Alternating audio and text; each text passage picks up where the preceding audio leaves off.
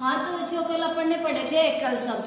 आज अपन वाक्य किसे कहते हैं, वाक्य में क्या क्या शुद्धियां होती है, लिंग वचन संज्ञा क्रिया कारक के आधार पर वो देखेंगे। तो सबसे पहले लेते हैं वाक्य किसे कहते हैं। तो वाक्य क्या है, सामान्य तौर पर तो शब्दों के समूह को अपन क्या कहते हैं, वाक्य कहते हैं।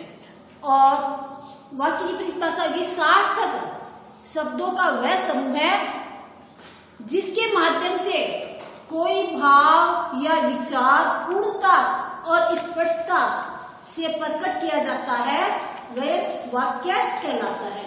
तो सार्थक शब्दों का समूह है, सार्थक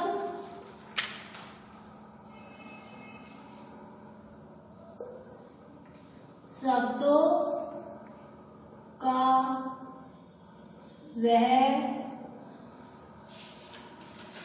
समूह है जिसके माध्यम से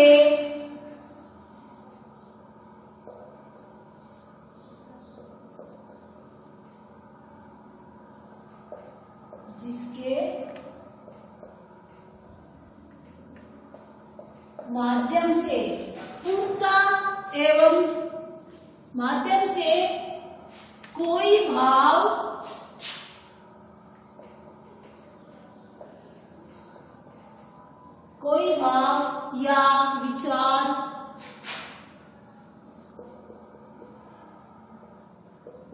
या विचार पूर्णता और स्पष्टता प्रकट करता हो, स्पष्टता से प्रकट किया जाता है, उसे अपन क्या कहेंगे, वाक्य कहलाता है। वाक्य कहलाता है। और सामान्य तौर पे क्या है,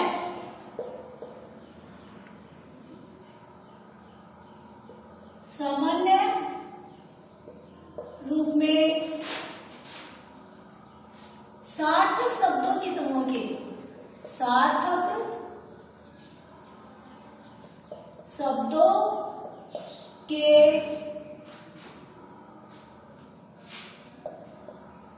समूह को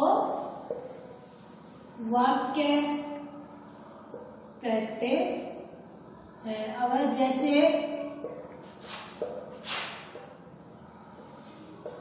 सीता पढ़ती है, ये अपना वाक्य हो गया। ठीक है, तो वाक्य क्या है, तीन प्रकार के होते हैं। वाक्य के अंग दो होते हैं। पहले लेते हैं वाक्य के दो अंग होते हैं, एक तो ध्येय, एक तो उद्देश्य और एक विधेय। उद्देश्य नंबर एक है उद्देश्य, और नंबर दो विधेय, यानी क्रिया और कर्ता। ये जैव अपना कर्ता और क्रिया भी कहते हैं इनको। उद्देश्य यानी कर्ता, ये कर्ता हुआ, विधेय यानी क्रिया, ये काम जो किया जाता है। अब इसके भेद होते हैं तीन। वाक्य के तीन भेद होते हैं। नंबर एक, साधारण या एकल वाक्य या सामान्य वाक्य, सरल वाक्य, साधारण या सरल वाक्य। दूसरा अपना है संयुक्त वाक्य,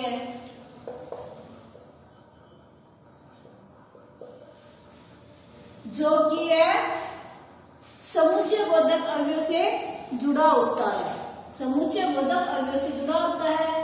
तीसरा है अपना मिश्रित, जिसमें एक से अधिक उपवाक्य होते हैं, आश्रित वाक्य होते हैं।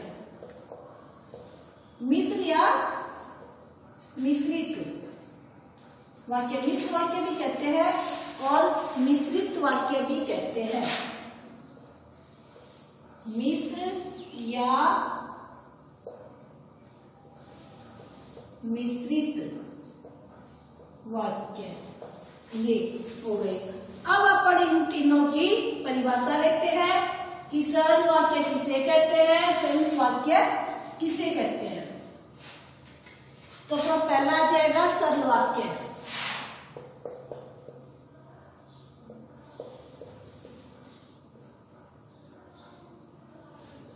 इसमें क्या है, एक ही उद्देश्य और एक ही विधेय होता है। जिस वाक्य में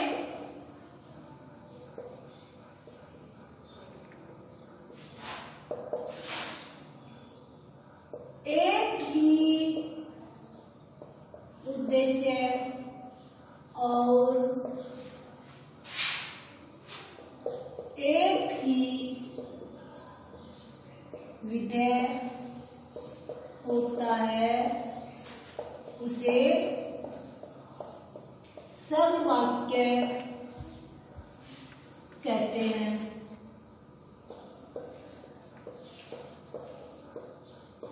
जैसे सीमा कपड़े धोती है। अब इसमें क्या है, काम भी एक ही है, काम को करने वाला भी एक है। सीमा क्या है, कर्ता यानी अपना उद्देश्य और विधेय धोती है, हो गया। अब अपना आता है दूसरा संयुक्त वाक्य। संयुक्त वाक्य, अब इसमें क्या होता है, जिस वाक्य में दो या दो से अधिक स्वतंत्र वाक्य समुच्चय बोधक अवयव से जुड़े होते हैं, जिस वाक्य में एक या एक से अधिक या दो से अधिक, जिस वाक्य में दो या दो से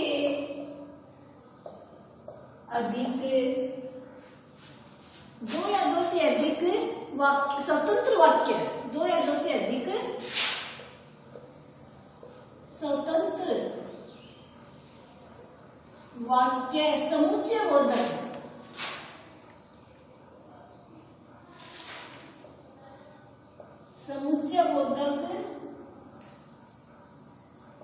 अवयव से जुड़े होते हैं, उनको हम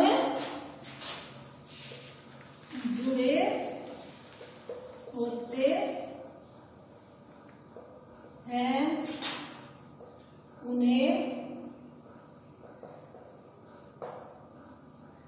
संयुक्त वाक्य कहते हैं। जैसे अव्यय कौन से है, तथा, और, लेकिन, परंतु, किंतु, ये क्या है, अव्यय है। तो इसमें आ जाएगा, राम ने शोर मचाया लेकिन चोर को न पकड़ सका। राम ने शोर मचाया लेकिन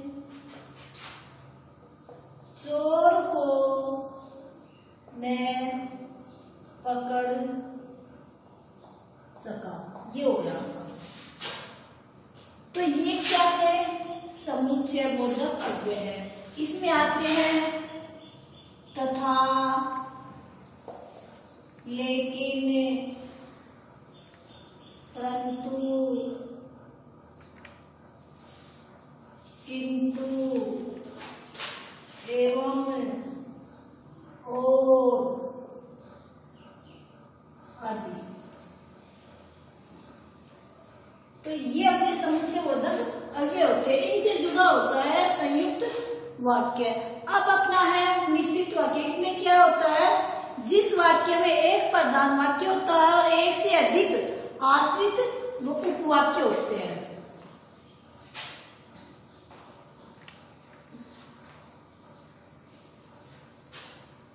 अब अपना है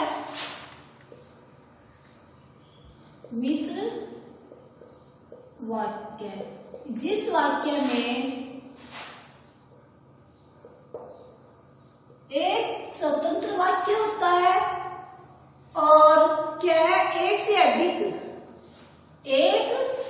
जिस वाक्य में एक प्रधान या स्वतंत्र प्रधान वाक्य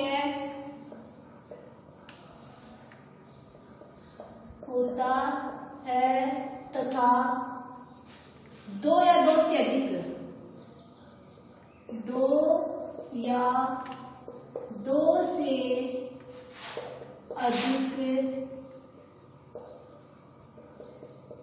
आश्रित उपवाक्य होते हैं उन्हें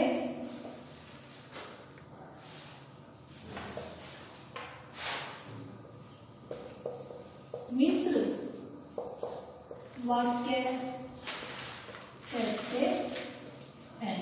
जैसे अब देखो, जैसे इसमें आ जाएगा, अंशु ने कहा मैं पढ़ूंगा। अंशु ने कहा या अमन ने कहा मैं पढ़ूंगा। तो इसमें क्या है, ये कहा, अमन ने कहा, ये क्या है, अपना उपवाक्य हो गया। अमन ने कहा तो इसमें ये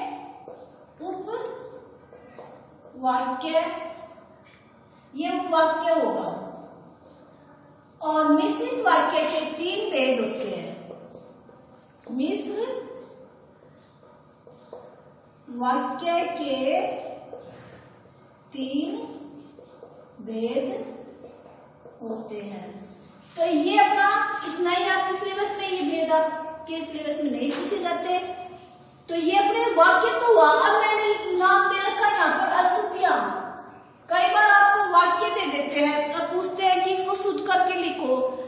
संज्ञा के आधार पर, सर्वनाम के आधार पर, विशेषण, क्रिया, कारक, क्रिया, किसी के भी आधार पर वाक्य दिया जाता है, उसको आपको शुद्ध करके लिखना पड़ता है।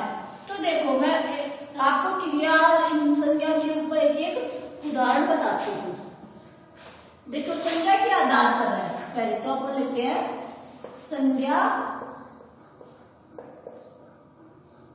यह संज्ञा के आधार पर, संज्ञा के आधार पर लेते हैं। कृषि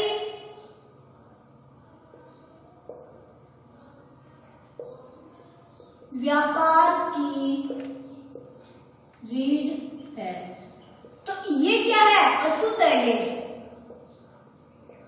संज्ञा के आधार पे ये क्या है, अपना अशुद्ध वाक्य है। तो इसको शुद्ध करके लिखेंगे तो कैसे लिखेंगे, ये अपना सुधार गया। तो ये एग्जाम में आता है 8th क्लास में। तो इसमें अपन लिखेंगे शुद्ध करके, कृषि व्यापार का आधार है। तो ये संज्ञा के आधार पर ये इसमें अशुद्धियां थी। फिर अपन लेते हैं सर्वनाम के आधार पर। ये अपना है सर्वनाम के आधार पर। मैं मेरा काम करूंगा, मैं मेरा काम करूंगा। अब देखो, मैं मेरा, यहां सर्वनाम संबंधित गलती है, अशुद्धि है। तो इसको अपन कैसे ठीक करेंगे, मैं अपना काम करूंगा, ये हो गया। फिर अपन लेते हैं विशेषण। विशेषण के आधार पर अपन देखते हैं, राम बड़ा चालाक है। राम बड़ा चालाक है, यानी विशेषता ये है। तो इसको अपन कैसे करेंगे सही? राम बहुत चालाक है, बहुत चालाक है, ये हो गया। फिर अपन क्रिया ए को लेते हैं। क्रिया के आधार पर, क्रिया के आधार पर होगा कृपा भोजन कर लो। ये क्रिया के आधार पर अपन किसी को कहते हैं कृपा भोजन कर लो, यानी करना, कर लो। ये क्रिया संबंधित हो गई अपनी। तो अब इसको शुद्ध करके लिखेंगे तो ऐसे होगा,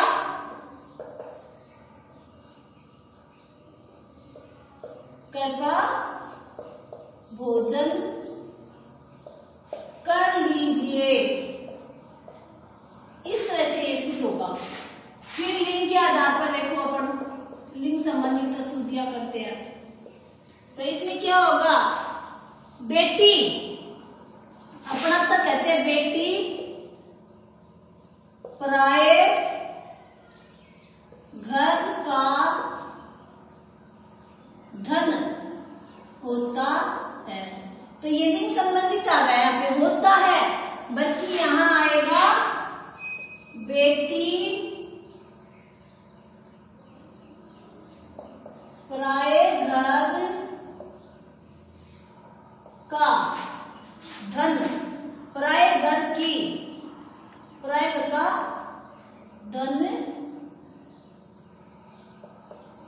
होती है। ये लिंग संबंधित, पराये घर का धन होती है। यहाँ होता है क्योंकि ये स्त्रीलिंग है, तो यहाँ पर होती है आएगा। ठीक है। अब अपन वचन संबंधित एक और लेते हैं, वचन संबंधित। इसमें देखो क्या है? महात्मा जी, महात्मा जी का दर्शन करके मैं धन्य हो गया। महात्मा जी का दर्शन करके मैं धन्य हो गया, एक वचन है ये।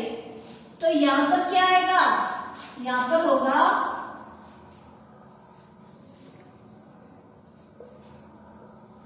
महात्मा जी के, आ जाएगा के दर्शन करके मैं धन्य हो गया। इस तरह से कारक, लिंग, विशेषण, इनके आधार पर अपन वो अशुद्धियां करते हैं वाक्य की।